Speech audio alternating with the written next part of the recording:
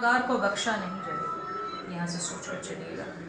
गृह मंत्रालय के बहुत सख्त हिदायत हैं और उनसे सख्त हिदायत हमारे हैं कि गौकशी, साइबर क्राइम जैसे ये जो इतने संगीन जुर्म हैं, इनको पूरे देश भर में जिन्होंने इस क्षेत्र की भूमि को बदनाम किया हुआ है, उनमें से किसी को बख्शा नहीं जाएगा। क्या उद्देश्य है, किस लिए खुला है? 1 साल बाद आज कार्यालय खुला है। ऐसा है कि कामा विधानसभा की सहूलियत के लिए खोला गया है। उनके लिए मैं तो एक सेवक हूँ और मलकियत तो पूरे विधानसभा की है इस कार्यालय में। मैं एक सेवक की तरह हूँ यहाँ। ये इसलिए खोला गया है ताकि जितनी भी लोग हमारे कामा विधानसभा के हैं, आसपास के इलाके के हैं, उनकी सुविधा के लिए वो कभी भी आ सकते हैं, कभी भी जा सकते हैं। उनके एक सहूलियत के लिए खोला गया है और इसका पूर्ण उद्देश्य खोलने का यही है कि अब किसी को ये नहीं लगेगा कि मेरा आना जाना रहता था, महीने में 5-7 दफ़ा वैसे भी रहता था, पर ये रहता था कि हम विधायक जी को कहाँ भेंट कर सकते हैं। अब आपकी सुविधा के लिए, सभी की सहूलियत के लिए इस कार्यालय को खोला गया है और आप सभी को इसको समर्पित कर दिया गया है। मैं तो एक सेवक की तरह यहाँ हूँ। मैं कामा विधानसभा के एक आदमी की मैं खुद वर्कर हूँ और आप यहाँ के एमएलए हैं। इस हिसाब से आगे हम और आप चलेंगे। इसलिए सरकार का 1 वर्ष का कार्यकाल पूरा होने वाला है जी। अपनी उपलब्धियों को लेके प्रदर्शनी भी लगेगी जी। अपनी कितनी उपलब्धियां हैं, क्या क्या तरीके से अपने विकास कार्य की आगे की योजनाएं बनाई हैं, पहले क्या था? देखिए, जैसे हम यहाँ पर जीत कर आए थे तो बड़ी गंभीर स्थिति में ये हमने इसको कामा विधानसभा को देखा था। लोगों के साथ झूठे सच्चे मुकदमे थे। नगर पालिका में कई तरह का हम सुन रहे थे, पंचायतों में सुन रहे थे। बहुत चीज़ों को हमने कंट्रोल करने की कोशिश की है।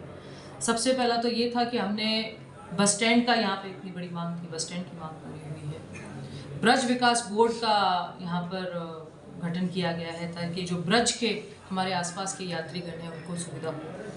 पहाड़ी में जो हमारी पहाड़ी को नगर पालिका बनाया गया है, हमारी हॉस्पिटल्स को अपग्रेड किया गया है। मैं एक बात है यहाँ आपको बड़े गर्व से कह सकती हूँ कि मैं माननीय मुख्यमंत्री जी आदरणीय भजन लाल जी का बहुत बहुत धन्यवाद करना चाहती हूँ कि जो मांगे हमने 1 साल में रखी, उन्होंने 1 साल पूर्ण होने से पहले उन सभी मांगों को पूरा किया है। जो सबसे बड़ी मांगे यहाँ होती थी कि बस स्टैंड नहीं था, आसपास जाने के लिए लोगों को सुविधा नहीं थी, उसकी इतना बड़ा क्षेत्रफल हमको मिला है। आगे जैसे जैसे चलेंगे, अभी हमारे पास 4 साल और हैं, आगे जैसे जैसे चलेंगे और पूर्ण रूप से हम उसको देखते रहेंगे। ठीक। जल, बिजली, सड़क, मेरे आगे 1 साल के आगे सबसे बड़ी तो सड़कों का निर्माण है। कुछ के टेंडर दे दिए हैं, कुछ सड़कें शुरू हो गई थी, किसी वजह से उनके ठेकेदारों पर किसी तरह के प्रति का आरोप लगा, सरकार की गतिविधियां थी और भ्रष्टाचार खत्म करने के उन पर आरोप लगे तो उनको हटा दिया गया। मेरी 1 जनवरी से सबसे महत्वपूर्ण रहेगा कि कामा की सभी सड़कों का निर्माण हो, सभी रास्तों का निर्माण हो, गाँव में, सड़कों में।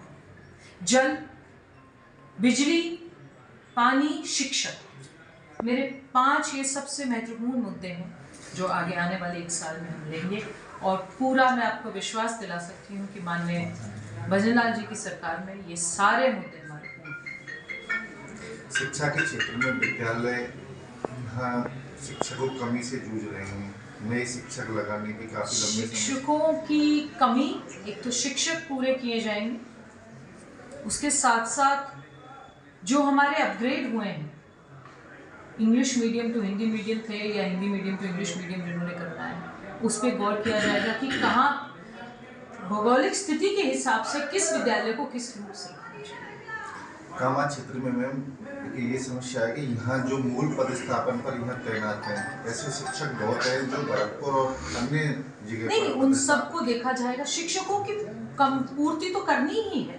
नहीं, जो मूल यहाँ है और वो डेपुटेशन दूसरी जगह है, वैसे ही कमी है, उनको तो देखेंगे ही। बाकी जो और व्यवस्थाओं को देखना है शिक्षा से जितनी भी संबंधित है उनको सबको। एक साइबर ठगी को लेके कुछ आगे? साइबर ठगी, गौकशी का मैं पहले दिन से विरोध में हूँ।